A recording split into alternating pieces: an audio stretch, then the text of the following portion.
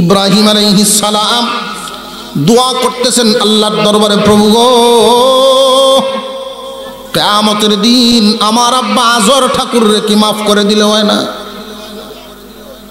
আমার বাবা বুঝে নাই, মাফ করে দিলে কি হয় না? আল্লাহ বলেন কোন কাফিরের পক্ষে দোয়া করলে আরেকবার কিন্তু ভালো হবে না।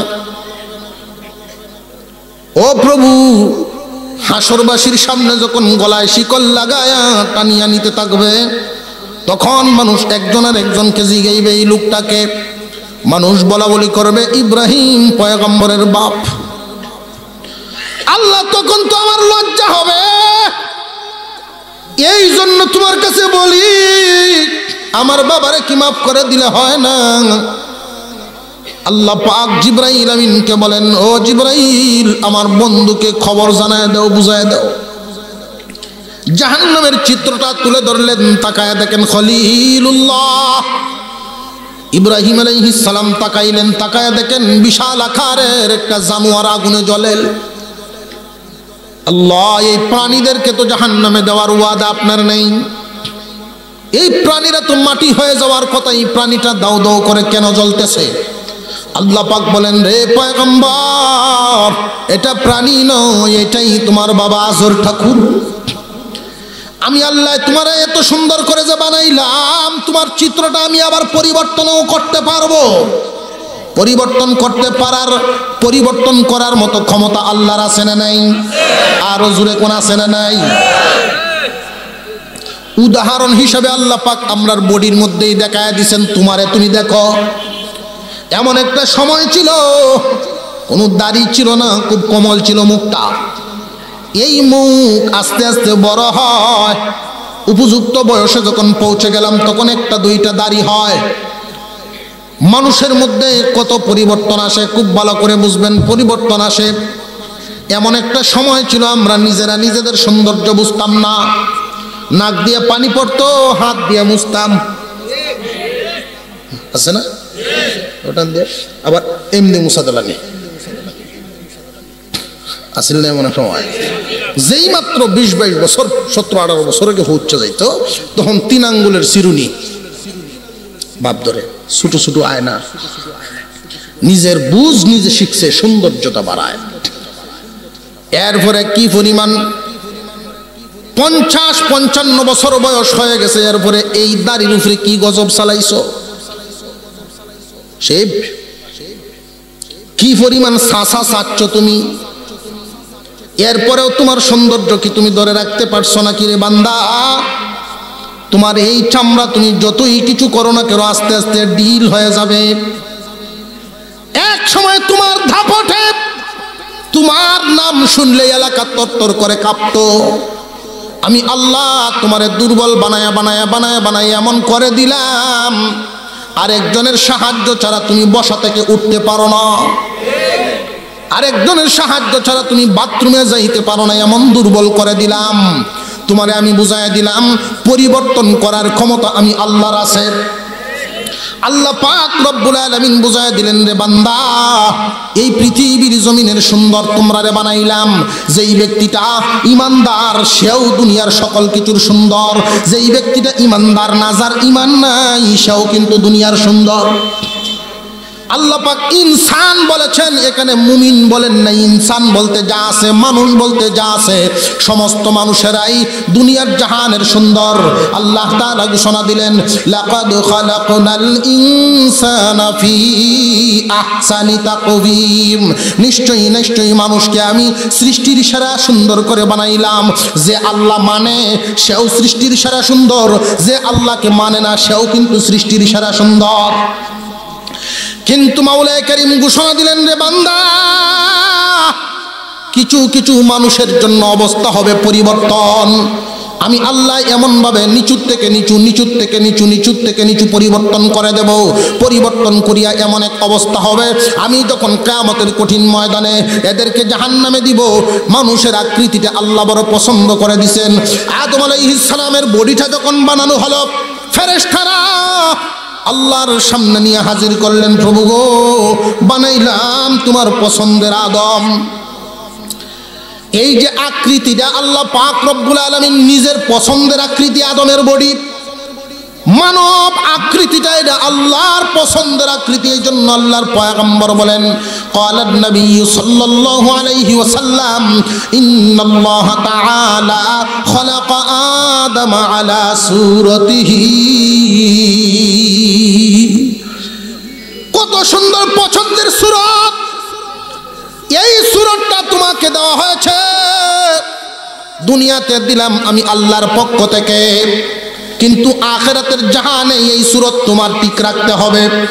তুমি যদি ঠিক রাখতে না পারো তাহলে এমন তোমার বদ আমলের কারণে যদি তুমি জাহান্নামী হও, তোমার এই আকৃতি দিয়ে আমি জাহান্নামে দিব না, কারণ এই আকৃতিটা আমি আল্লাহর বড় পছন্দের আকৃতি।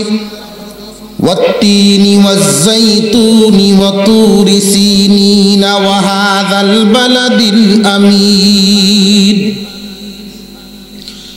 লাকাদ খালাকনাল ইনসানা ফি আহসানি তাকওয়িম। আল্লাহ পাক রব্বুল আলামিন কসম খাইতে গিয়ে তিনি জমিনটাকে ধরলেন।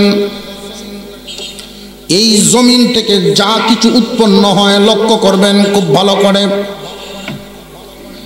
এই জমিন থেকে যা কিছু উৎপন্ন হয় দুই ভাগে বিভক্ত, হয়তো ফল জাতীয় না হয় তরল জাতীয়। আল্লাহ রাব্বুল আলামিন দুইটা ফলের নাম উল্লেখ করলেন, একটা হলো তিন আর একটা জাইতুন। খুব ভালো করে বুঝবেন, একটা উল্লেখ করেছেন তিন আর একটা হলো জাইতুন। পৃথিবীর জমিন থেকে যত উৎপন্ন হয় ফল আছে, সমস্ত ফলের সেরা ফলটার নামই হলো তিন। এই জমিন থেকে যা কিছু উৎপন্ন হয়, যত তরল আছে, সবচাইতে দামি তরলের নামই হলো জাইতুন। মহান মাওলা এই জমিন থেকে উৎপন্ন যত বস্তু আছে দুইটা বস্তুর নাম নিলেন, একটা হলো ফল জাতীয় আর একটা হলো তরল জাতীয়। ফল জাতীয়টা ফলের সেরা, তরল জাতীয়টা তরলের সেরা। কম দামা না বেশি দামা? আল্লাহ পাক রব্বুল আলামিন তিনের কসম খাইলেন, জাইতুনের কসম খাইলেন। এবার সামনে আগায়া তিনি আরো যে দুইটা নাম নিলেন, দুইটা জায়গার কসম খাইলেন। হাদাল বালাদিল আমিন ওয়া তুরি সিনিনা ওয়া হাদাল বালাদিল আমিন, তুরে সায়না এবং মক্কা নগরী খানায়ে কাবা। হে দুনিয়ার ইমানদার মুসলমান, মহান মাওলা কারীম এই জমিন থেকে উৎপন্নশীল বস্তুদের মধ্যে থেকে দুইটা বস্তুর কসম খাইলেন। সম্মানিত যত জায়গা আছে পৃথিবীর জমিনে, এক একটা জায়গার সম্মান দাম হলো এক এক রকম। সব জায়গার সমান দাম না কম বেশ কম আছে? এই চালবনের জায়গার যেই পরিমাণ অর্থের দিকে যেই পরিমাণ দাম, সুনামগঞ্জ শহরের সম্পদের দাম কি সমান না আরো বেশি? সম্মানের দিক থেকে লক্ষ্য করলেও দেখা যায় অনেক বেশ কম আছে। বাথরুমের ভিতরের জায়গার দাম বেশি না বাহিরের জায়গার দাম বেশি? ভিতরের জায়গার সম্মানের তুলনায় বাহিরের জায়গার সম্মান বেশি। এই জন্যই তো আল্লাহর পয়গম্বর বলেন, বাথরুমে যখন ঢুকবা বাম পা দিয়া ঢুকবা, বাথরুম থেকে যখন বাহির হইবা তখন ডান পা দিয়া বাহির হইবা। পক্ষান্তর মসজিদের ভিতরের জায়গার দাম সম্মান বেশি না বাহিরের জায়গার? জোরে কোন? ভিতরের জায়গার সম্মান বেশি, এই জন্য ডান পা দিয়া ঢুকতে হয়। আল্লাহ পাক রব্বুল আলামিন বুঝায় দিলেন, রে ইমানদার মুসলমান, হে দুনিয়ার মানব সম্প্রদায়, কান পেতে শুনে রাখো, এই জমিন থেকে উৎপন্ন দুইটা বস্তুর কসম খাইলাম। এই জমিনের মধ্যে সম্মানীগত দিক থেকে দুইটা জায়গার কসম খাইলাম। ধারাবাহিকভাবে চারটা বস্তুর কসম আল্লাহ পাক রব্বুল আলামিন খাইলেন। والتين والزيتون وطور سينين وهذا البلد الأمين لقد خلقنا الإنسان في أحسن تقويم। আল্লাহ পাক রব্বুল আলামিন বলেন, তিনের কসম, জৈতুনের কসম, তুরে সাইনা বালাদিল আমিনের কসম, দামি দামি চার বস্তুর কসম। নিশ্চয়ই নিশ্চয়ই মানুষকে আমি সৃষ্টির সেরা সুন্দর করে বানাইলাম। মানুষকে কি নরমাল না সৃষ্টির সেরা সুন্দর? কথাটা কার?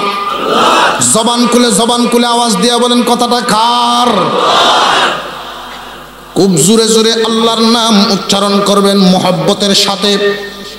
সিলেটের মানুষের ইতিহাস হলো আল্লাহর নাম যখন উচ্চারণ করে, এই জমিতে দাঁড়ায়া সিলেট, বৃহত্তর সিলেটের জমিনের ইতিহাস হলো এই জমির উপরে দাঁড়ায়া মুসলমানে আল্লাহু আকবার বললে পড়ে বাতিলের বিল্ডিং তরতর করে কেঁপে ভাঙ্গিয়া পড়ে যায়। মুসলমান, আজকে মুসলমান তো আছি বটেই, কিন্তু মুসলমান আমরা দুর্বল হয়ে গেছি, রুহু শূন্য হয়ে গেছি, রুহানিয়ত নাই। ওই চিড়িয়াখানার ভিতরেও বাঘ আছে, আবার জাদুঘরেও বাঘ আছে। চিড়িয়াখানার বাঘটাকে হেফাজত করার জন্য লোহার পিন্ডা দেয়, বড় বড় দামি দামি পাহারাদার রাখে।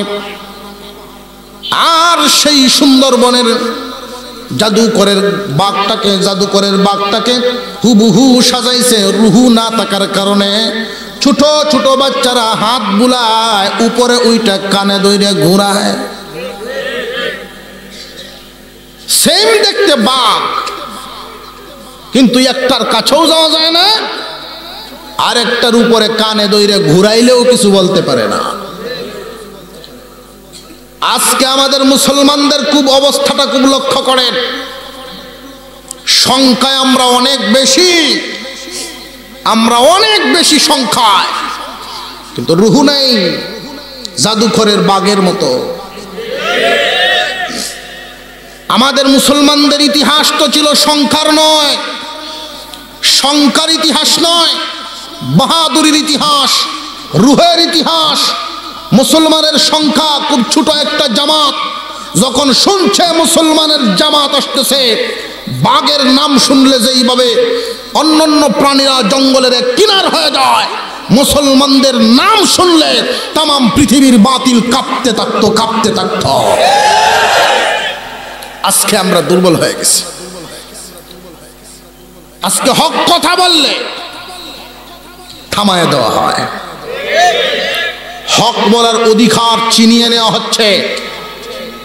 হক কথা বলার অধিকারটা যদি ছিনিয়ে নেওয়া হয়, এক সময় হক বলার কেউ থাকবে না। তখন বর্তমান যেই পরিস্থিতি আছে, এর চাইতে সমাজ আরো ঘোলাটে হয়ে যাবে। আল্লাহ যেন এই সমাজ, এই জাতিকে হেফাজত করেন, বলুন আমিন।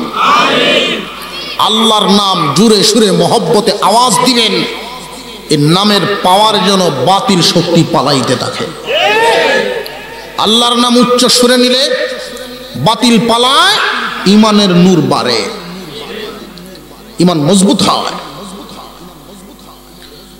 আল্লাহ পাক দামি দামি চার বস্তুর কসম খায়া ঘোষণা দিলেন, মানুষ তোমাকে আমি সৃষ্টির সেরা সুন্দর করে বানাইছি। আমরা প্রথম ভাগে আলোচ্য বিষয় হলো আমাদের মানুষ কেমনে সৃষ্টির সেরা সুন্দর হলো, এই কথাটা বোঝা। আল্লাহ তো বলছেন আমরা মানছি, তো মন রে বুঝানোর জন্য আমাদের চোখের সামনে অনেক কিছু আমরা দেখি, সুন্দরের প্রতিযোগিতা করি। প্রতিযোগিতা আছে না নাই?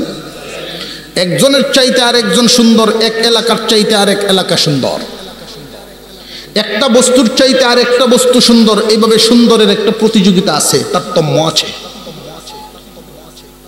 একই ঘরে যদি 5 ভাই থাকে, 5 ভাইয়ের মধ্যে এক ভাই খুব কালো, অন্য 4 ভাই সুন্দর। এই অন্যান্যরা আলোচনা করেন, এই 4-5 ভাইয়ের মধ্যে 4 জনই সুন্দর, একজন একটু ড্যাম। কিছুদিন পরে দেখা যায় 4 ভাইয়ের বউদের মধ্যে আলোচনা করে যে যদিও বেটা কালা, বউ সবচাইতে সুন্দর, আছে না নাই?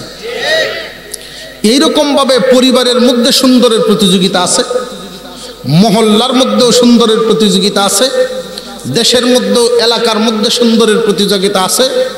বিভাগীয় সুন্দরের প্রতিযোগিতা আছে, দেশীয় সুন্দরের প্রতিযোগিতা আছে, বিশ্ব সুন্দরের প্রতিযোগিতা আছে। তবে আফসোসের ব্যাপার, বিশ্ব সুন্দরের প্রতিযোগিতার মধ্যে দেখা যায় কাপড় যে যত বেশি কম পরে সুন্দরের নম্বর বেশি হয়। আমি সর্বপ্রথম যখন পত্রিকায় এই বিষয়টা দেখলাম খুব আশ্চর্য লাগলো।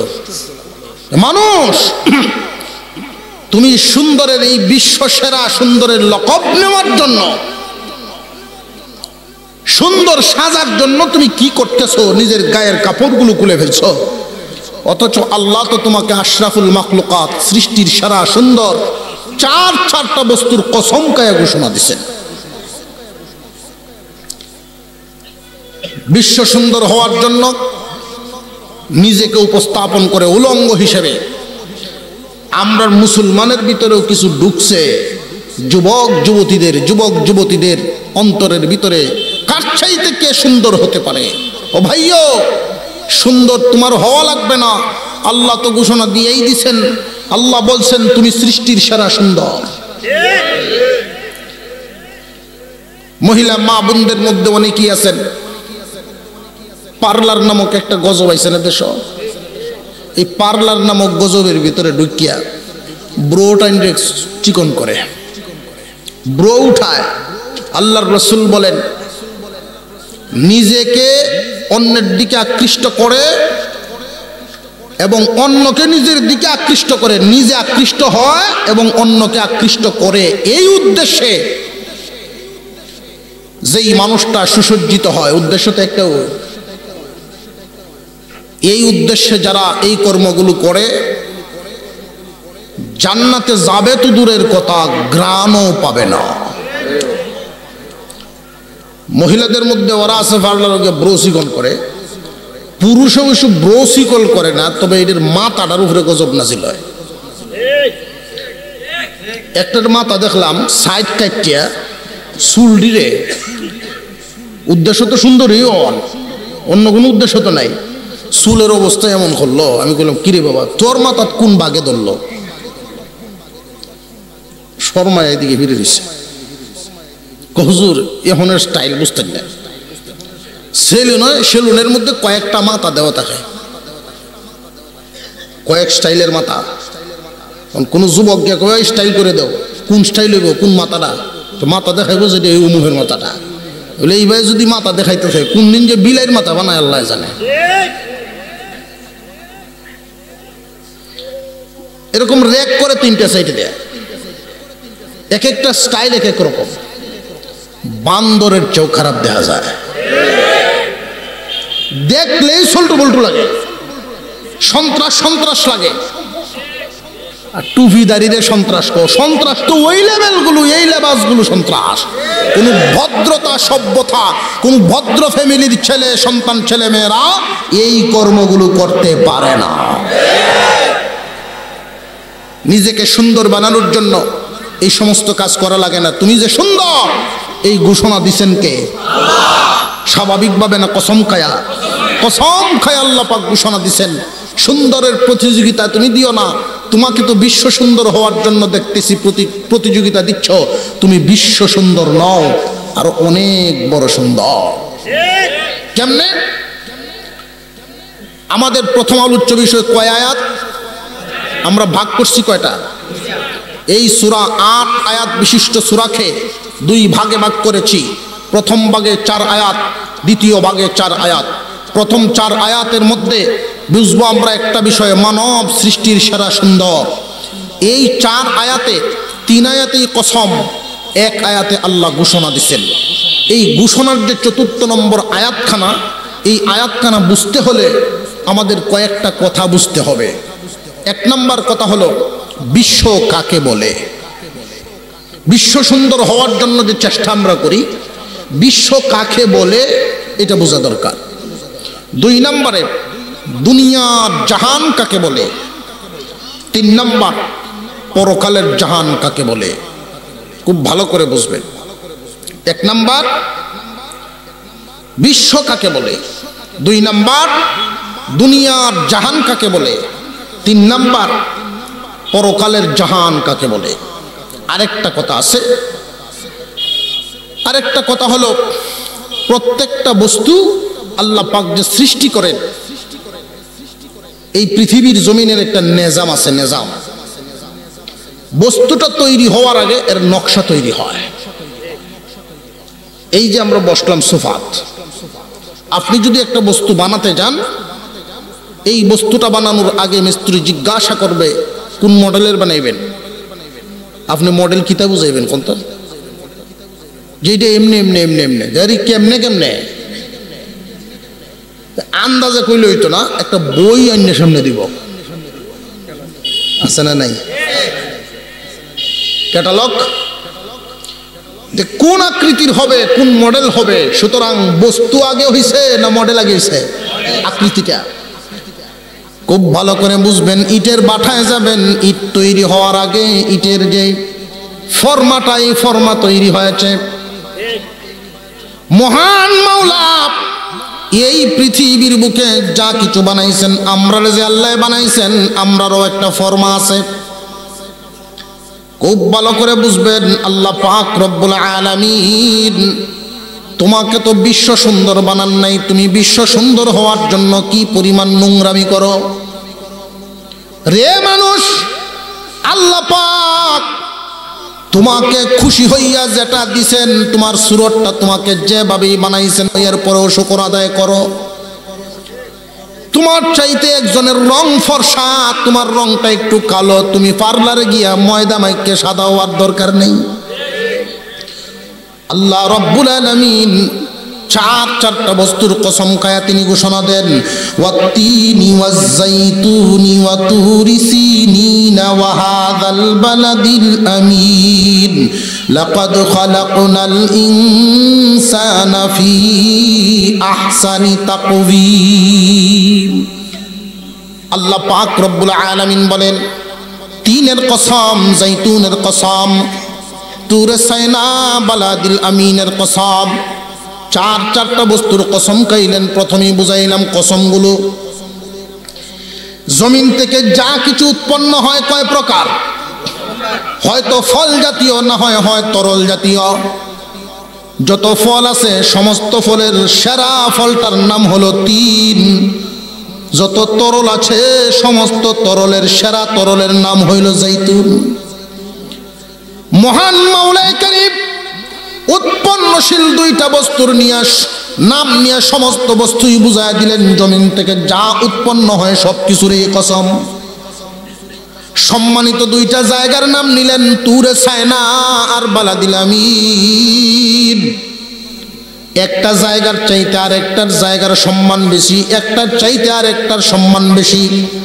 পৃথিবীর জমিনে যদি জায়গার সম্মানের সিরিয়াল দেওয়া হয়, তাহলে 1 নম্বরে মক্কা নগরী, 2 নম্বরে তুর পাহাড়। দামি দামি 4টা বস্তুর কসম, 2টা ফল, 2টা স্থান, 4 বস্তুর কসম খায়া খায়া আল্লাহ পাক রব্বুল আলামিন ঘোষণা দেন, নিশ্চয়ই মানুষকে আমি সৃষ্টির সারা সুন্দর করে বানাইলাম।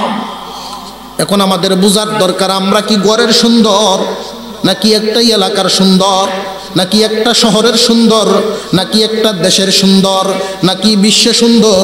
আল্লাহ পাক আমাকে কি পরিমাণ সুন্দর করে বানাইছেন। এই জন্য 4টা কথা বললাম, খুব ভালো করে বুঝবেন। বিশ্ব কাকে বলে এটা আমাদের বুঝতে হবে, ইহ জগৎ কাকে বলে এটাও বুঝতে হবে, পরজগতের পরিমাণ কি, সীমানা কত, এটাও বুঝতে হবে। ইহ জগতের সীমানাটা কতটুকুন, বিশ্বের সীমানাটা কতটুকুন, ইহ জগতের সীমানাটা কতটুকুন, পরজগতের সীমানাটা কতটুকুন। এরপরে বুঝবো প্রত্যেকটা বস্তুর এক একটা বস্তুর ফর্মা আছে না নাই। 1 নম্বরে বিশ্ব কাকে বলে?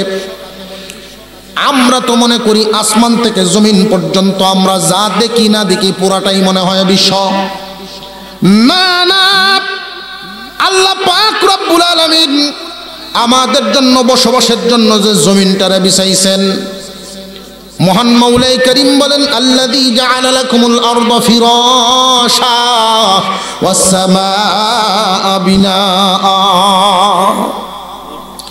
হে দুনিয়ার মানুষ, এই জমিনটাকে তোমাদের জন্য আমি বিছানা বিছায়া দিলাম। বিছানার দৈর্ঘ্য প্রস্থ আছে না নাই? ঘুমাই গেছেন গিয়া? বিছানার দৈর্ঘ্য আছে, প্রস্থ আছে। বিছানা আল্লাহ কেন বললেন এটারও তো একটা প্রশ্ন আছে। মহান মাওলাই কারীম এই জমিনটাকে বিছানার সাথে তুলনা কেন দিলেন? বিছানার সাথে তুলনা দেওয়ার যে কয়েকটা কারণ, এর একটা কারণ হলো এই, মানুষ স্বস্তির জন্য বিছানায় যায়, স্বস্তির জন্য বিছানায় যায়, আরামের জন্য বিছানায় যায়। আল্লাহ বুঝায় দিলেন, ও মানুষ, তোমাদের শান্তির জন্য তোমাদের উপযোগী করে আমি জমিনটারে বিছাইলাম। এমন নরম করি নাই যে এই জমিনে চলতে পারবা না। টনের টন মাল ভর্তি করে ট্রাক যখন রাস্তায় চালাও, মাটি এই ট্রাক নিয়ে গভীরে চলে যায় না।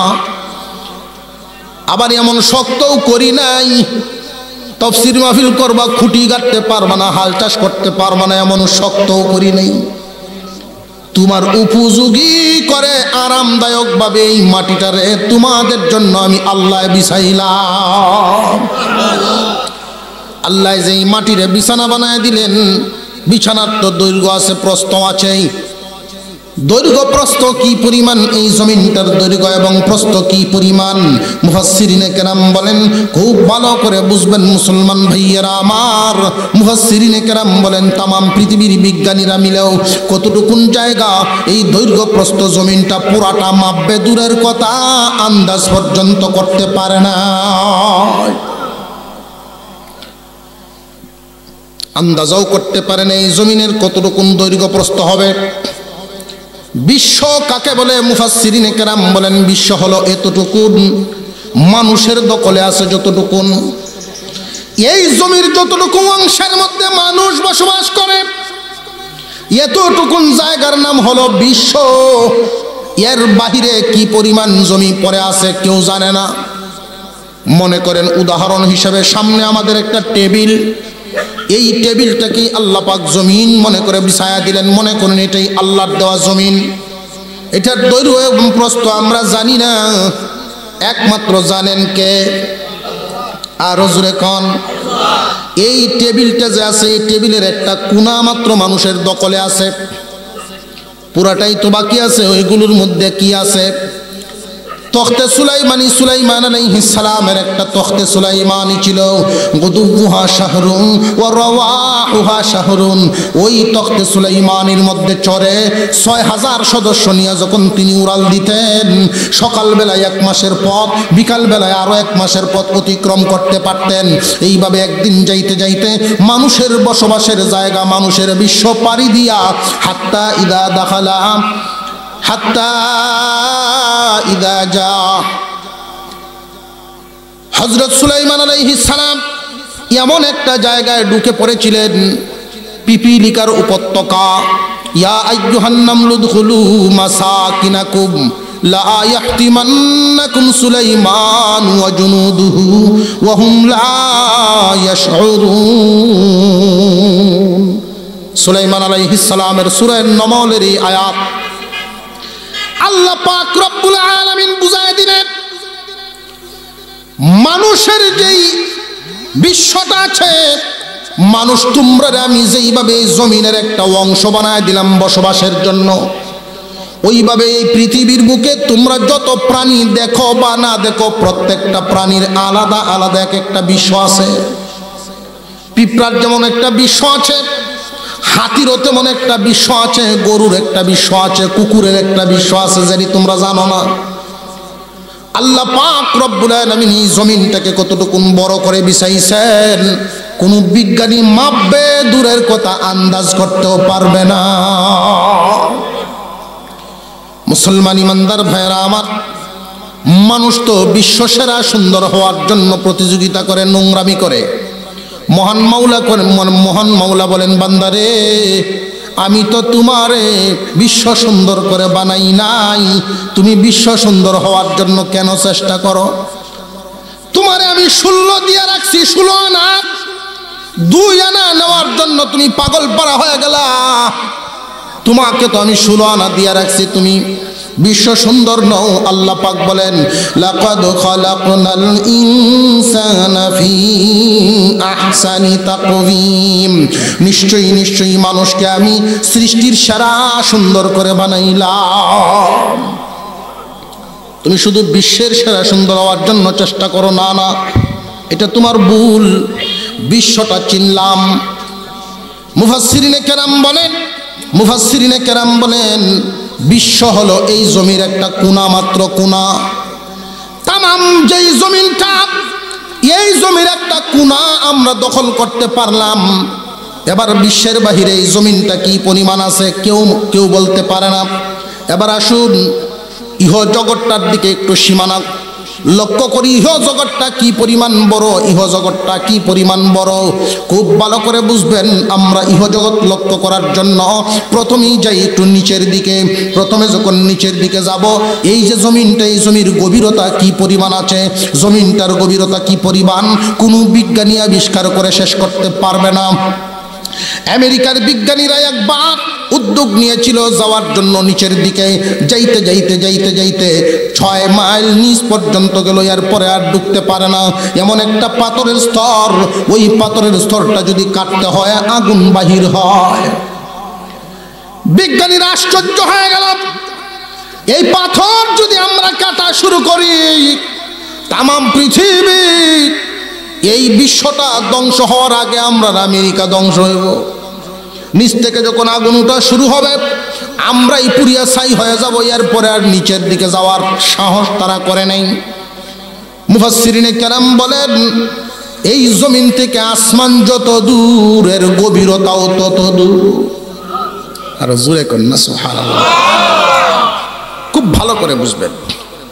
মুফাসসিরিনে কেরাম এই জমিনের গভীরতা, নিচের দিকের সীমানা, ইহ জগতের একটা সীমানা আছে না, বিশ্বের সীমানা কতটুকু, মানুষের দখলে যতটুকু।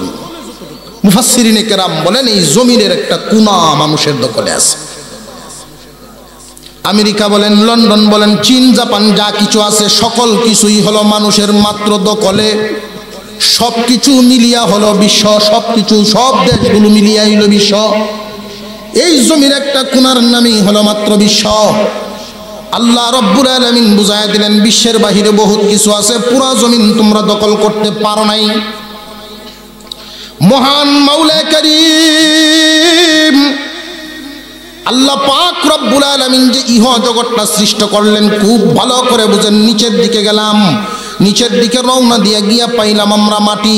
এই যে পুরা জমিনটা, এই যে জমিনটা, এই রকম 7টা জমিন আল্লাহ পাক বানাইছেন।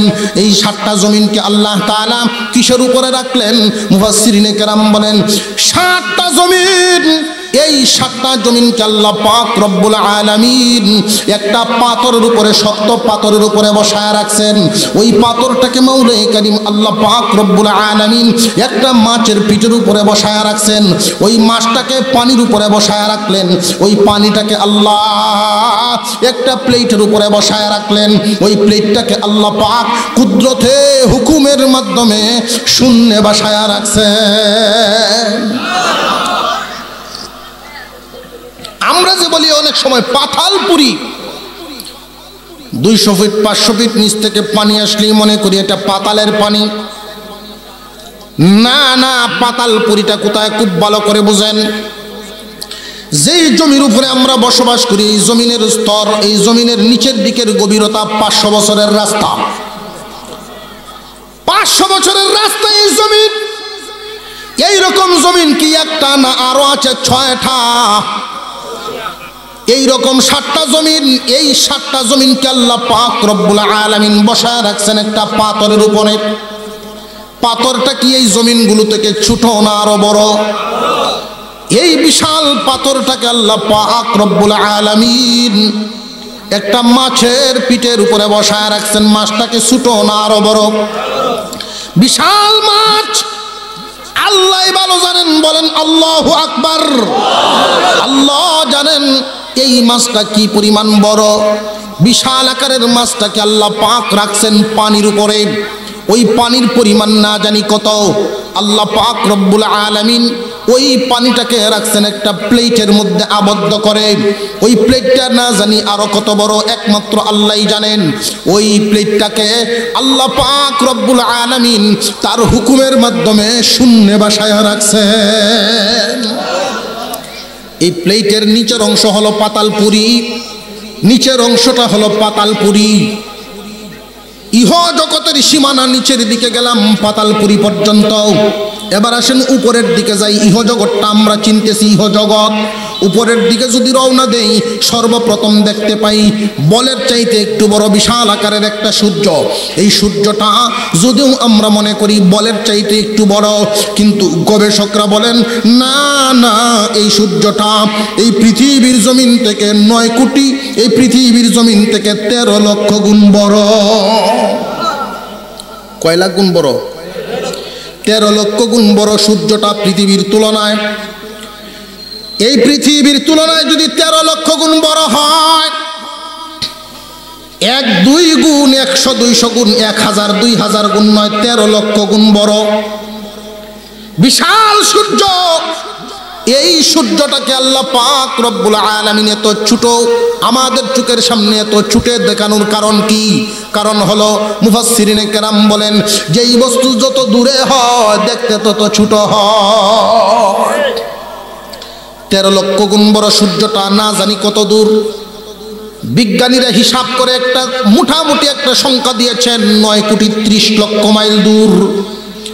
এই যে 9 কোটি 30 লক্ষ মাইল দূরের সূর্যটা, এই সূর্যটা যদি এই অবস্থা থাকে আমাদের সামনে, সূর্যের উপরে আরো কিছু আছে কিনা আমরা একটু লক্ষ্য করি। খুব ভালো করে বুঝবেন, এতগুলো সৌরজগৎ নিয়ে আলোচনা করার মতো সময় আমাদের হাতে নাই, কারণ আমাদের মূল কথাগুলো বুঝতে হবে।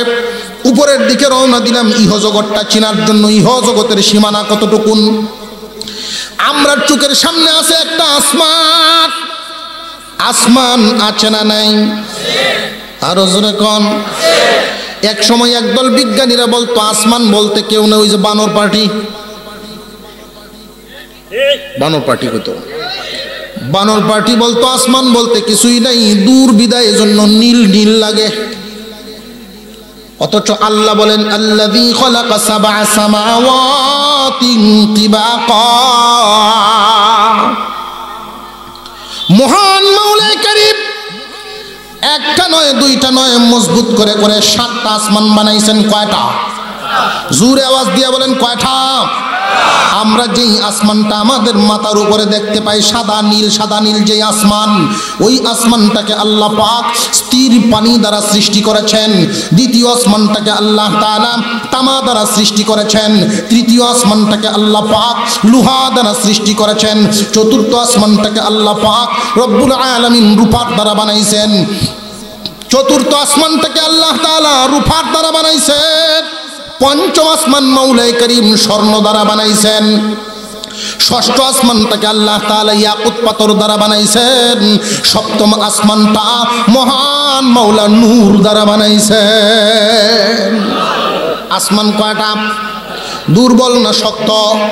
আল্লাহ নিজেই বলেন আল্লাযী খালাকা সাবআ সামাওয়াতিন তিবাকা। মজবুত করে করে 7টা আসমান, যে আসমান বানানো হলো, আসমান কি একটা না 7টা? আসমান 7টা আল্লাহ পাক বানাইছে। 7 আসমান পর্যন্তই শেষ নয়। জমিন থেকে সপ্তম আসমান যত দূর, সপ্তম আসমান থেকে সিদরাতুল মুনতাহাও তত দূর। সিদরাতুল মুনতাহা, এই সিদরাতুল মুনতাহা পর্যন্ত কোন মুফাসসির বলেন এটাই হলো ইহ জগতের সীমানা। ইন্তেহা, শেষ সীমানা পর্যন্ত ইহ জগতের সীমানা। এই ইহ জগতের সীমানার ভিতরে কত কিছু আছে খুব ভালো করে বুঝবেন। আল্লাহ যে ঘোষণা দিলেন, মানুষ রে তুমি শুধু বিশ্ব সুন্দর নয়, এই বিশ্বের বুকে এতটুকুন সীমানার ভিতরে তুমি প্রতিযোগিতা দেওয়া লাগবে না। আমি আল্লাহ কসম খায়া খায়া ঘোষণা দিলাম, লাকাদ খালাকনাল ইনসানা ফি আহসানি তাকওয়িম। নিশ্চয়ই মানুষকে আমি সৃষ্টির সেরা সুন্দর করে বানাইলাম। সৃষ্টির সেরা যে সুন্দর করে বানাইলেন, সৃষ্টি কি শুধু এই জমিনে না উপরে আছে? খুব ভালো করে বুঝবেন, আল্লাহ পাক রব্বুল আলামিন এই পৃথিবীর জমিনের একটা কোণা আল্লাহ আমরা দিয়েছেন, এটা হলো বিশ্ব। এই বিশ্বের বাহিরে ইহ জগতের সীমানাটা খুব ভালো করে বুঝবেন। এই পৃথিবীর জমিন থেকে আমরা এই জমিন থেকে আসমানটা পর্যন্ত যাইতে 500 বছর সময় লাগে। এই প্রথম আসমান থেকে দ্বিতীয় আসমান আরো 500 বছর সময় লাগে। প্রথম আসমানটা দ্বিতীয় আসমানটার কাছে একটার চাইতে আরেকটার বরত্বের ব্যবধান হলো বিশাল একটা মাঠ আর একটা বলে যেই পরিমাণ ব্যবধান, বিশাল মাঠে আর বলে যেই পরিমাণ ব্যবধান, প্রথম আসমান দ্বিতীয় আসমানের সাথে এই পরিমাণ ব্যবধান। দ্বিতীয় আসমান আর প্রথম আসমান দুইটায় মিলিয়া কি পরিমাণ, তৃতীয় আসমানের কাছে একটা বলের সমপরিমাণ। এইভাবে যত উপরে উঠবেন ততই বড় হয়ে যায়। বলেন না আল্লাহু আকবার। আল্লাহ পাক রব্বুল আলামিন কত সুন্দর করে দুনিয়া সাজাইছেন। মহান মাওলা করিম বলেন ইহ জগতের সীমানা বান্দারে তুমি তো একটা কোণা লইয়া আসো, এই কোণার তুলনায় ইহ জগৎটা কত বড়। নিচের দিকে গেলাম পাতালপুরি, উপরের দিকে গেলাম সিদরাতুল মুনতাহা। সিদরাতুল মুনতাহা পর্যন্ত কি পরিমাণ জায়গা, জমিন থেকে 7 আসমান পর্যন্ত 7000 বছরের রাস্তা, সপ্তম আসমান থেকে সিদরাতুল মুনতাহা আরো 7000 বছরের রাস্তা, মোট 14000 বছরের রাস্তা। এটা আবার এই যে 14000 বছরের রাস্তা, এটা মুফাসসিরিনে কেরাম বলেন কোন গতিতে হাঁটিয়া যাইবা এই গতিতে, নাকি সাইকেল দিয়া যাইবা ওই গতিতে? না না, আলোর গতি। প্রতি সেকেন্ডে 1,86,000 মাইল যাইতে পারে আলো। আলোর গতিতে প্রতি সেকেন্ডে যদি 1,86,000 মাইল যাইতে পারে, ওই গতিতে আল্লাহ পাক রব্বুল আলামিন এইভাবে সাজাইছেন। 14,000 বছর পর্যন্ত যদি যাইতে পারে, 14,000 বছর, তাহলে সিদরাতুল মুনতাহা। এই যে বিশাল জগৎ দেখলাম ইহ জগৎ, ইহ জগৎটা বড়। এই যে পৃথিবীর একটা কোণা নিয়ে আসি আমরা বিশ্ব, বিশ্ব বড় না ইহ জগৎ বড়? আরো জোরে কন। এখন 4টা কথা ছিল আমাদের। 1 নাম্বার ছিল আমরা বিশ্ব কাকে বলে, এটা নিয়ে একটু কথা বলবো। 2 নাম্বার ইহ জগৎ কাকে বলে। 3 নাম্বার পরজগতের পরিমাণ বা কাকে বলে। 4 নাম্বার হলো প্রত্যেকটা বস্তুর ফরমা আল্লাহ বানাইছেন সৃষ্টি করার আগেই। আল্লাহ পাক রব্বুল আলামিন মহান মাওলাই করিম বিশ্বের মধ্যে আমাদেরকে রাখছেন, আমরা বিশ্ব প্রতিযোগিতায় যাই। আল্লাহ তাআলা বলেন বান্দারে তুমি তো বিশ্ব সুন্দর নও, তুমি দুনিয়ার জাহান সুন্দর। কি পরিমাণ সীমানা! আমি আল্লাহ এই বিশ্বের সাথে তোমার তুলনা করি নাই। তুমি বিশ্ব সুন্দর নও, তুমি হইলা দুনিয়ার জাহান সুন্দর। এখন বরত্বের দিক লক্ষ্য করি, দুনিয়ার জাহানটাই বিশ্বর চাইতে দুনিয়ার জাহান অনেক বড়। দুনিয়ার জাহানে আর বিশ্বে যত ব্যবধান, দুনিয়ার জাহানে আর বিশ্বে যত ব্যবধান, কি পরিমাণ ব্যবধান শুধু একটা উল্লেখ করেছিলাম। এই যে সূর্যটা এই পৃথিবীর তুলনায় 13 লক্ষ গুণ বড়, আর এই সূর্যের চাইতে কোটি কোটি গুণ বড় হলো এক একটা তারকা।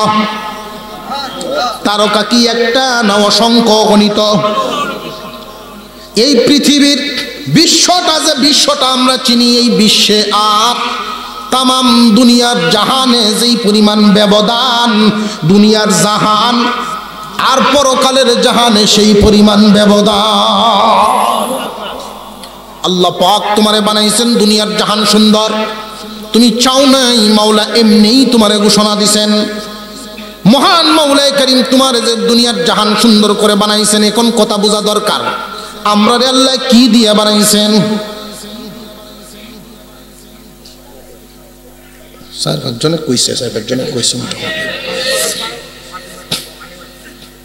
আমরা রে আল্লাহ কি দিয়ে বানাইছেন? যদিও আগুন, পানি, মাটি, বাতাস 4 বস্তু দিয়ে বানাইছেন, কিন্তু আসলে আমরা ডাকি মাটির তৈরি মানুষ। এটারও তো একটা কারণ আছে। কারণ হইল যেটার পরিমাণ যেটার মধ্যে বেশি দেওয়া হয় ওইটারই নামকরণ করা হয়। হোটেলে গেলাম একবার ভাত খাইতে, পেঁয়াজ এরপরে অন্যান্য তরি তরকারি দিয়ে মিশাইয়া মাছ ভর্তা বানাইছে। মাছের একটা চামড়া পাওয়া গেছে, মাছ বলতে নেই। তোর আমার সাথে হুজুর আছে, উনি কইল ও বাবা এটার মাছ ভর্তার নাম না দিয়া পেঁয়াজের ভর্তা কইবা। আর মাছের চাইতে ফেজের পরিমাণ বেশি, যেটার পরিমাণ যেটাতে বেশি হয় ওইটারই নামকরণ হয়। আগুন, পানি, মাটি, বাতাস 4 বস্তুই আমাদের শরীরে আছে, কিন্তু মাটির নামটা কেন? মাটির আসমান আল্লাহ পাক বানায় রাখছেন, চাঁদ বানায় রাখছেন, সূর্য বানায় রাখছেন। এরপরেও আল্লাহ ঘোষণা দেন, লাকাদ খালাকনাল ইনসানা ফি আহসানি তাকওয়িম, নিশ্চয়ই নিশ্চয়ই তোমারে আমি সৃষ্টির সেরা সুন্দর করে বানাইলাম। স্বর্ণের আসমান সুন্দর না, চাঁদ সুন্দর না, সূর্য সুন্দর না, তার চাইতে তুমি মানুষটাই বেশি সুন্দর। আরেকটা বস্তু বুঝার বাকি ছিল, আমাদের ফরমার ব্যাপারটা বলছিলাম। এই পৃথিবীর জমিনে প্রত্যেকটা বস্তু তৈরি হওয়ার আগে ফরমা হয়। চাঁদের ফরমা আল্লাহ পাক রব্বুল আলামিন চাঁদেরও ফরমা বানিয়েছেন, সূর্যেরও ফরমা বানিয়েছেন, গাছপালা, বৃক্ষরাজি, পাহাড়, আসমান, জমিন সব কিছুরই ফরমা বানাইছেন। মানুষেরও একটা ফরমা বানাইছেন। আল্লাহ পাক রব্বুল আলামিন মানুষের ফরমার ব্যাপারে বলেন, ইয়াখলুকুকুম মিন বুতুনি উম্মাহাতিকুম খালকাম মিন বাদি খালকিন ফি যুলুমাতিন সালাস। আল্লাহ পাক বলেন, ও মানুষ, তোমাকে আমি সযত্নে আদর করে খুব সুরক্ষিত জায়গা, তোমার ফরমাটা তোমার মায়ের রেহেমের 3টা অন্ধকারের ভিতরে রাখলাম। আমাদের ফরমা কোথায়? মার গর্ভে। আলোকিত জায়গায় না অন্ধকারে? এই যে আমাদের প্রশ্ন জাগা শুরু হয়ে গেল, একটা বস্তু আলোকিত জায়গায় সৃষ্টি হলে সুন্দর বেশি হবে না অন্ধকারে বেশি? বুঝতেছেন আপনারা? অন্ধকারে বেশি সুন্দর না আলোতে সুন্দর? আল্লাহ বলেন, আমরার ফরমাটা রাখছেন অন্ধকারে, আমরার বানাইছেন মাটি দিয়া, আসমান বানাইছেন স্বর্ণ দিয়া।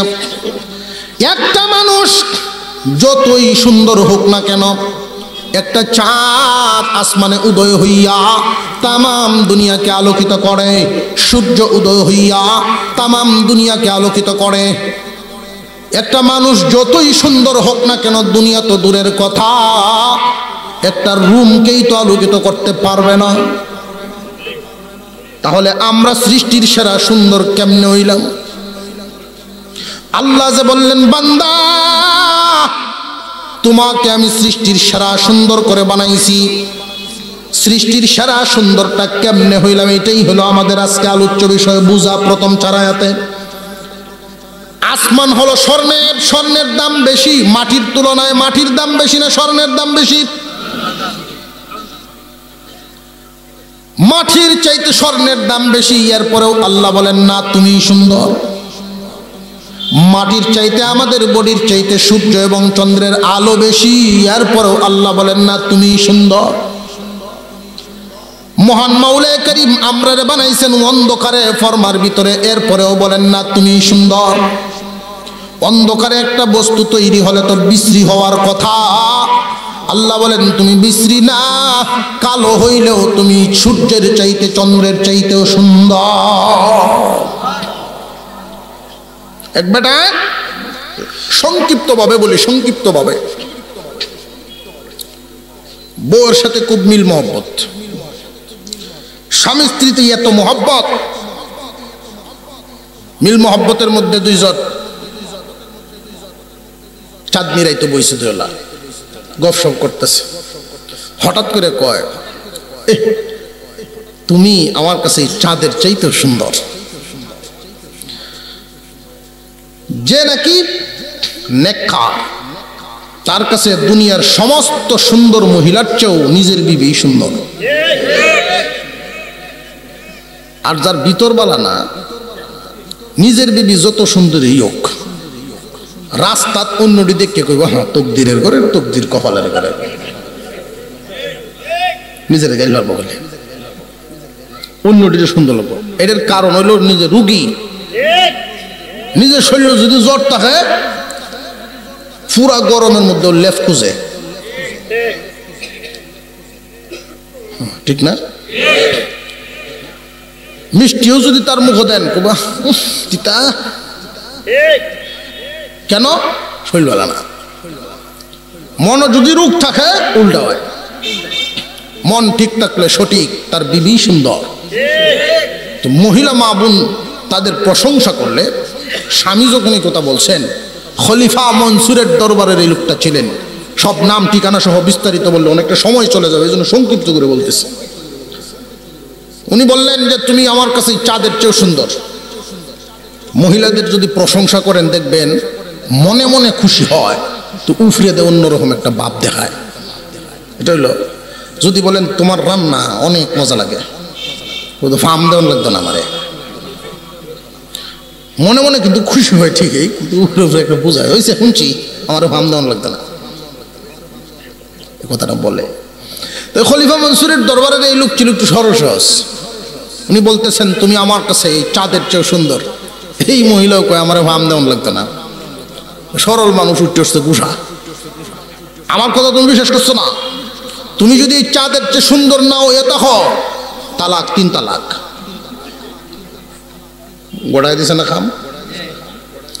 এরকম কিছু মানুষ সমাজও আছে, কিন্তু দেখবেন সকালে একবার সারে, দুপুরও একবার সারে, রাত্রে ঘুমাইবারে একবার সারে, আছে না নাই? এই সমস্ত কর্মকাণ্ডগুলো যেই মাথা খারাপ লোকগুলো করে, পরে আবার এরা নিয়ে সংসার করে। সমাজের মানুষগুলো জানে যে এরা পরিবার, স্বামী স্ত্রীর সংসার, কিন্তু আসলে হুকুমে নেই।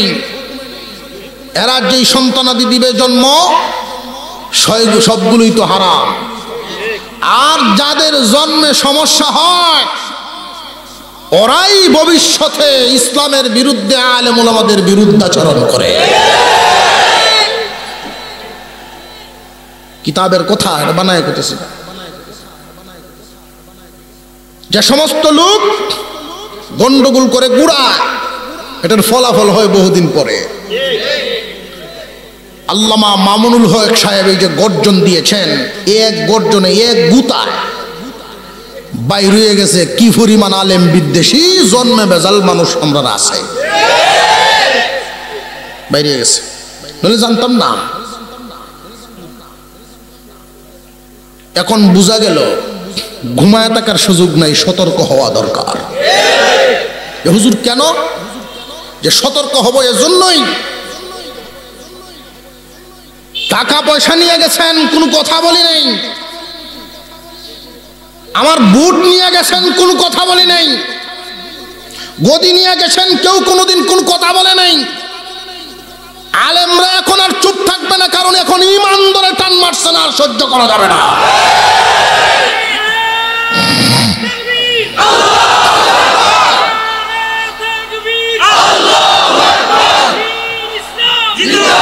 মুসলমান ভাইয়েরা সবসময় ঈমানটাকে তাজা রাখবেন। তাজা ঈমানকে যদি তাজা রাখেন, তাজা ঈমানের কাছে, ঈমানের নূরের হিটে নাস্তিক, মুরতাদ, বেঈমান, শয়তান দ্বারের কাছে আসতে সাহস পাবে না। মাঝে মাঝে গুতা দেয়। সিরিয়াখানাত গেছে বুড়া, শেষ বয়স, বাঘ দিকে যাবা বৈক্য ফুরে রয়েছে, এটা বলে বাঘ মানুষের লড়ায়, ওরা বুড়া লাডিতে গুতা দেয়, গুতা দেয় দিতে যে হট করে উঠছে খালি। বাঘ দেখছে গর্জন তো শুনছে না, লাডি এর ভিতরে রয়েছে, ভিন্ডার ভিতরে লাডি তুই আছে একটা দৌড় দিয়েছেন, বলল লেগে পড়ছে। মুসলমান দেখছে, মুসলমানের গর্জন দেখে নাই। দুর্বল হয়ে থাকলে চলবে না, প্রতিবাদ করতে হবে, অন্যায়ের প্রতিবাদ। কারোর গদি কারাকারির ব্যাপার নয়, যে যেমনে মন চায় গুড়া চালাও। তো আমাদের মূলধন ঈমান। ঈমানের উপরে আঘাত আসলে দেশের কোনো নিম্ন আয়ের মানুষ থেকে ধরে উচ্চ পর্যন্ত যারা নিজেকে মুসলমান দাবি করে, ওই মানুষ নিজের জবান বন্ধ রাখতে পারে না।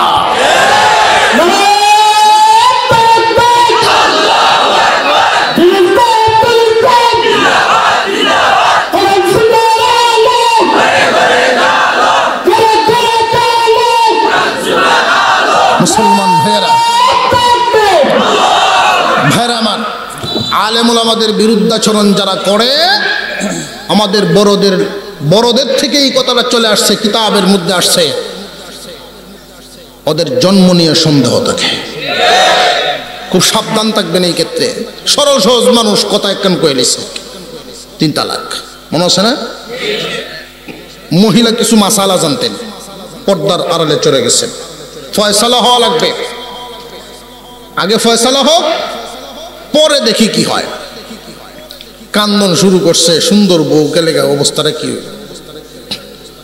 উনি দৌড়ায় গেছেন খলিফা মনসুরের দরবারে, হুজুর এই হালত।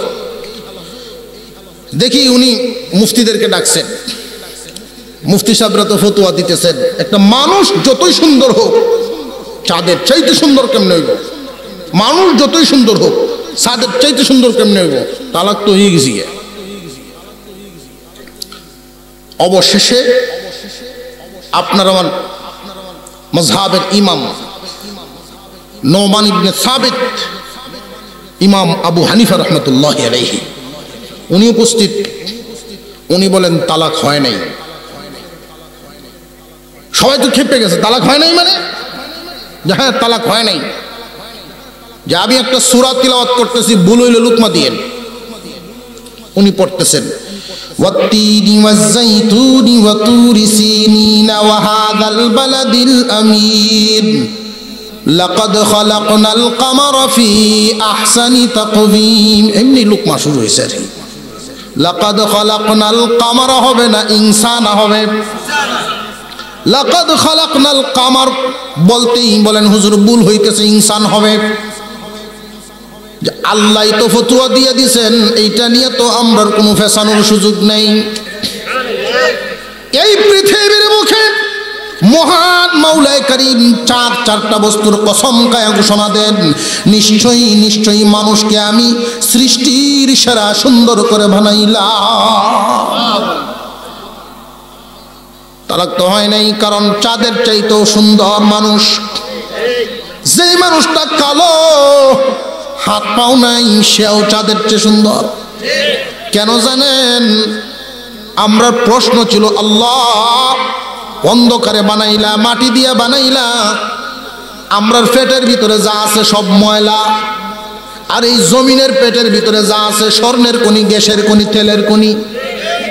এরপরেও আল্লাহ বলেন তোর পেটের ভিতরে ময়লা থাকলেও তুই এই সুন্দর। আমি আল্লাহ বানাইছি, ঘোষণাও দিছি, বান্দা তুমি জানো না তোমারে অন্ধকারে বানাইলেও তুমি সুন্দর। কেন জানোনি? তোমার মধ্যে 2টা গুণ আছে, এমন 2 বস্তু দান করিয়াছি, যেই 2 বস্তু অন্য কোনো সৃষ্টিকে দান করি না।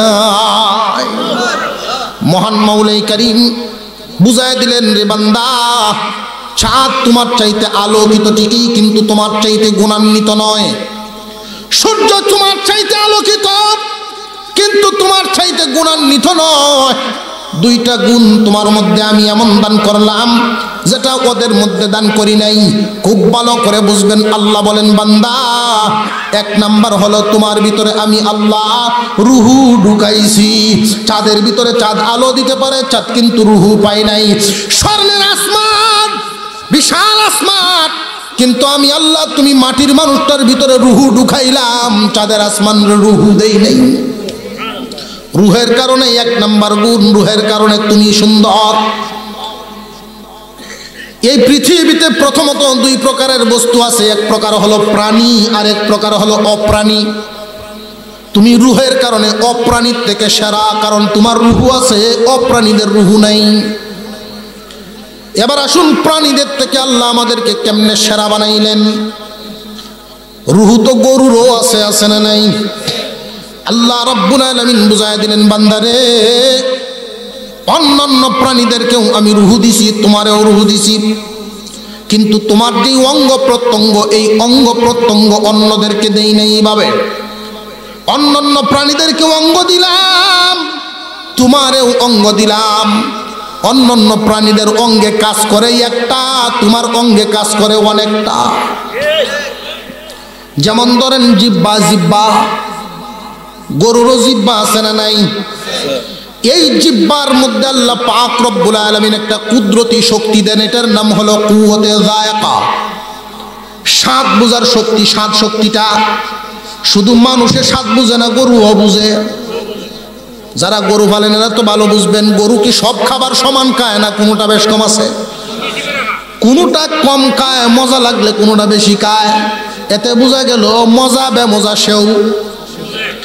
স্বাদ শক্তি জিহ্বার মধ্যে আল্লাহ পাক গরুরেও দিছেন, তোমারেও দিছেন। কিন্তু রে বান্দা, তোমার জিহ্বার মধ্যে এমন একটা ক্ষমতা দিয়েছেন যেই ক্ষমতা অন্য প্রাণীকে দান করেন নাই।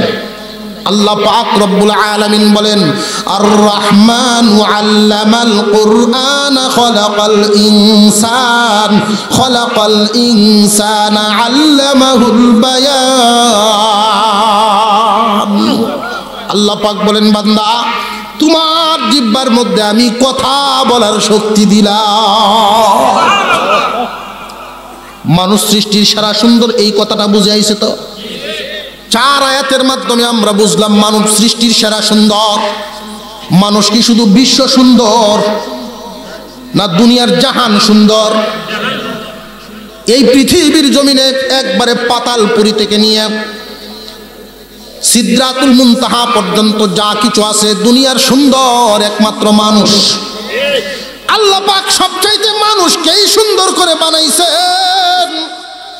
এবার আসেন দ্বিতীয় 4 আয়াতের মাধ্যমে আল্লাহ পাক যে বুঝাইলেন তোমরা কেন এত সুন্দর করে বানাইছি জানোনি। দ্বিতীয় 4 আয়াত সংক্ষিপ্ত আকারে বুঝে ফেলবো। আল্লাহ বলেন, সুম্মা রাদাদনাহু আসফালা সাফিলিন ইল্লাল্লাযীনা আমানু ওয়া আমিলুস সালিহাত ওয়াতাওয়াসাউ ওয়াসালিহাতি ফালাহুম আজরুন গায়রু মামনুন ফামা ইউকাযযিবুকা বা'দু বিদ্দীন আলাইসাল্লাহু বিআহকামিল হাকিমিন। আল্লাহ পাক বলেন, তোমাকে যে এত সুন্দর করে আমি বানাইলাম, সৃষ্টির সেরা সুন্দর ঘোষণা দিলাম। এরপরে আল্লাহ পাক বলেন, সুম্মা রাদাদনাহু আসফালা সাফিলিন, অতঃপর তোমাকে আমি নিম্ন থেকে নিম্ন, নিম্ন থেকে নিম্ন, নিম্ন থেকে নিম্নে পৌঁছায়া দেই, আকৃতি পরিবর্তন করে ফেলি। রে বান্দা, তোমার আকৃতি যে আমি পরিবর্তন করে ফেলি কেমনে জানোনি? ইব্রাহিম আলাইহিস সালাম দোয়া করতেছেন আল্লাহর দরবারে, প্রভু গো, কিয়ামতের দিন আমার আব্বা আজর ঠাকুররে কি মাফ করে দিলে হয় না? আমার বাবা বুঝে নাই, মাফ করে দিলে কি হয় না?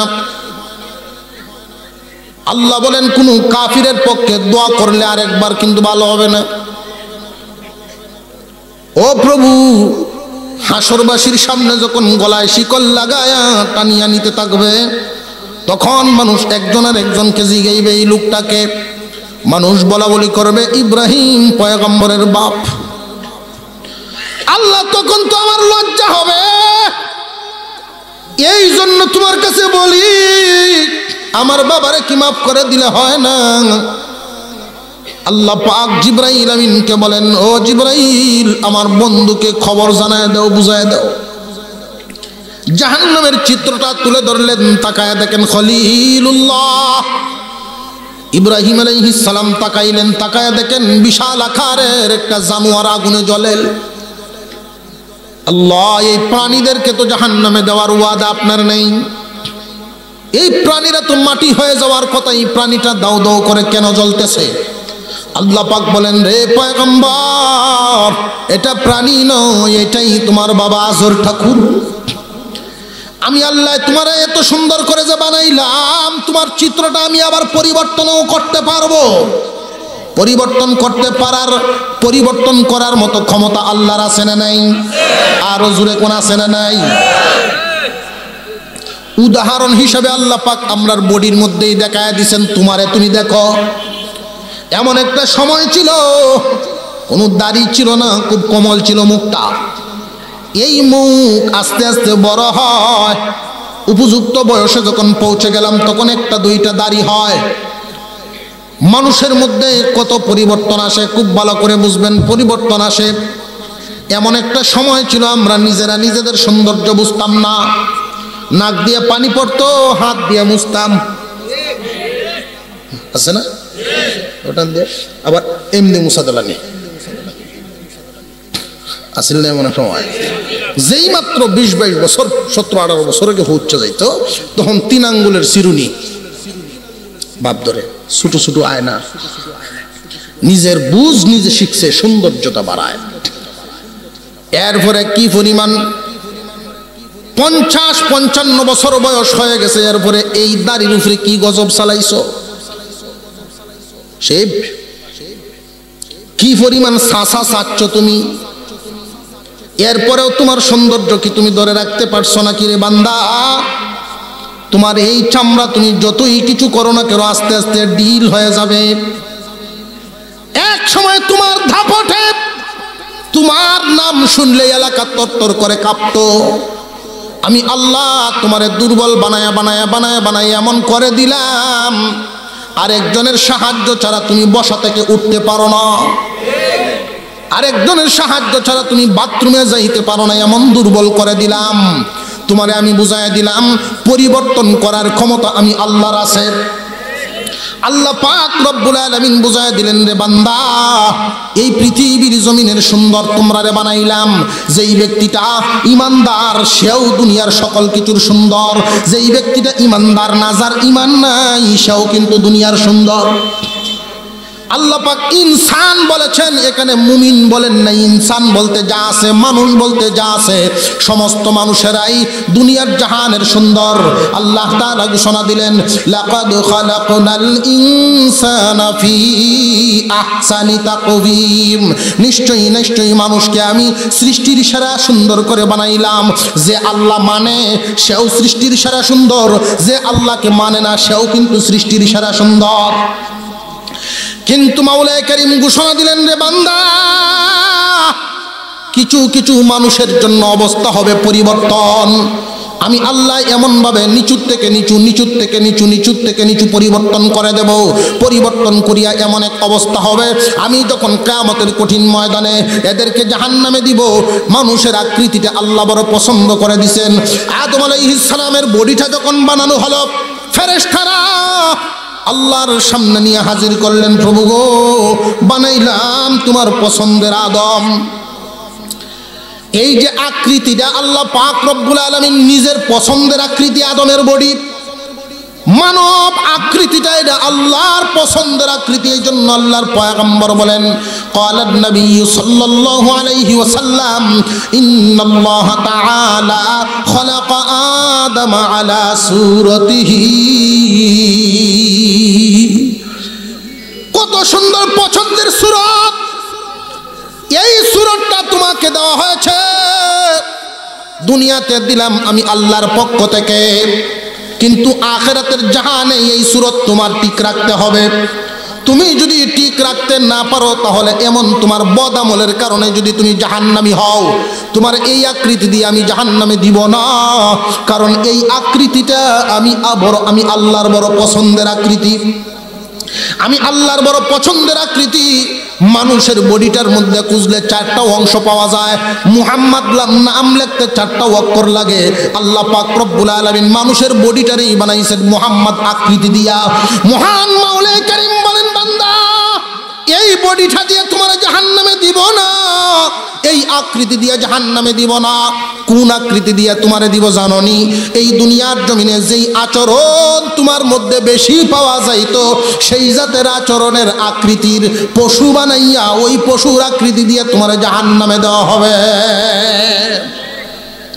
ভালো করে বুঝবেন মানুষকে আল্লাহ পাক হায়ান জানোয়ারের আকৃতি দিয়ে জাহান্নামে দিয়ে দিবেন আল্লাহ বুঝাইয়া দিলেন বান্দা তোমার আকৃতিটা যদি তুমি ঠিক রাখার আমল করতে পারো তাহলে এই যে আকৃতি আছে এমন থাকবে না আমি আরো সুন্দর বানাবো যেইভাবে দুনিয়াতে ঘোষণা দিলাম এই দুনিয়াতে যা কিছু আছে সবচাইতে তুমি সুন্দর আখিরাতেরও ঘোষণা দিলাম আখিরাতেরও তুমি হইবা সুন্দর আখিরাতের সুন্দর বলতে আখিরাতে তো বহুত কিছু আছে জান্নাতের ভিতরে সৌন্দর্য বহুত কিছু আছে না নাই হুরদের ব্যাপারে আল্লাহর পয়গম্বর বলেন হুরেরা কবজি পরিমাণ যদি দুনিয়ায় দেখাইতো তামাম দুনিয়া আলোকিত হয়ে যাইত একজন জান্নাতি বান্দা একজন জান্নাতি বান্দা হুরের চাইতেও সুন্দর হয়ে যাবে। আরো জুড়ে বলেন আল্লাহু আকবার। হুজুর কেমনে বলেন ওয়াজ খালি করলে হইল নাকি? এই দুনিয়ার জমিনের একটা রেওয়াজ, যে যত সুন্দর তার চাইতে আরো সুন্দর কামনা করে। জোরে কোন বেড়া তুতলা কালা, তারেও যদি জিগান তোর বউ কেমন সুন্দর হইব, আছে না নেই? যে যত সুন্দর তার চাইতে আরো সুন্দর কামনা করে। এটাই হলো সৃষ্টির স্বভাব। হুরেরা আমাদের জন্য কামনা করবে আল্লাহর কাছে, আল্লাহ তোমার মুমিন বান্দারা কখন আসবে? হুরেরা যে কামনা করবে এমনি না লুবে? খুব ভালো করেন, আশায় মুমিনরা আমাদের চাইতে সুন্দর হবে এই আশায় আল্লাহ পাক রব্বুল আলামিন বুঝায় দিলেন, রে বান্দা হুরের চাইতে তোমার আমি সুন্দর বানাবো, হুর যেন তোমার সামনে সিলিন্ডারে থাকে। এই যে সুন্দর বানাবেন আল্লাহ পাক কেমনে? মুফাসসিরিনে কেরাম বলেন, জান্নাতের সামনে দুইটা ঝর্ণা আছে। একটা ঝর্ণার পানি দিয়া গোসল দেওয়া হবে, আর একটা ঝর্ণার পানি পান করানো হবে।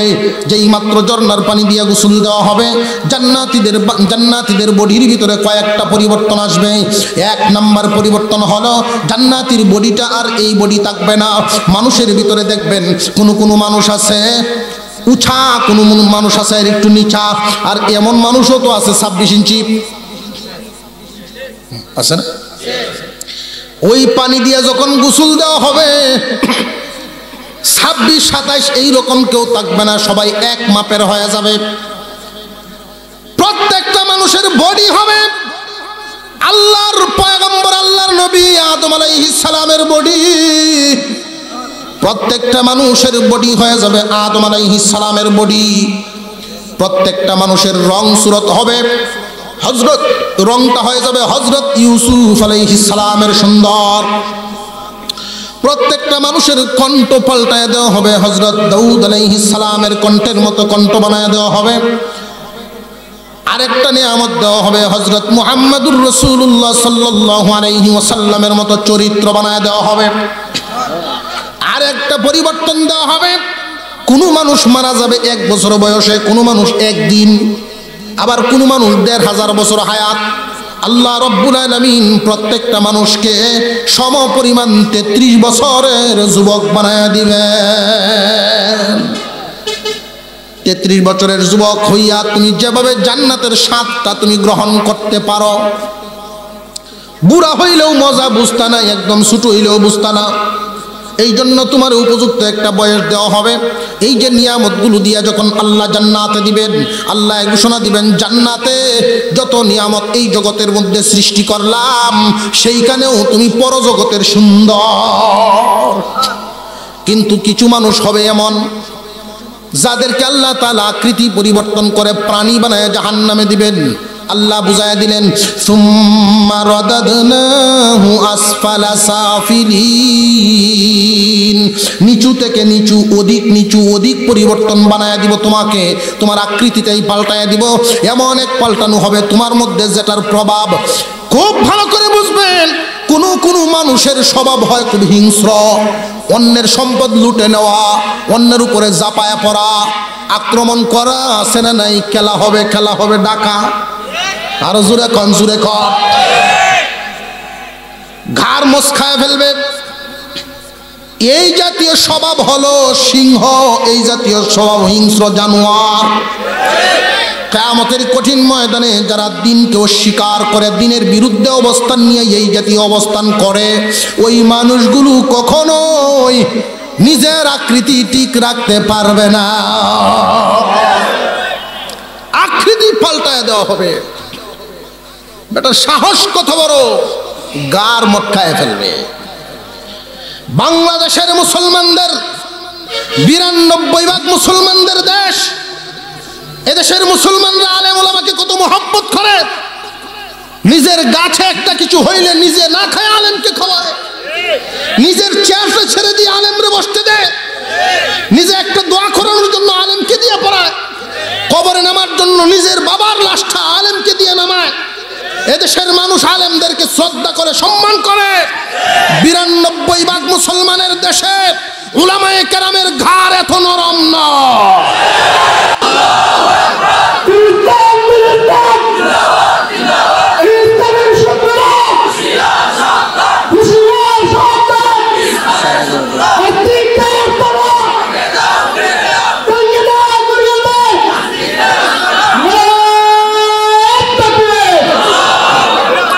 মুসলমান ভাইয়েরা, আল্লাহ পাক বুঝায় দিলেন তোমাদের কাছে যেই দিন পাঠানো হয়েছে,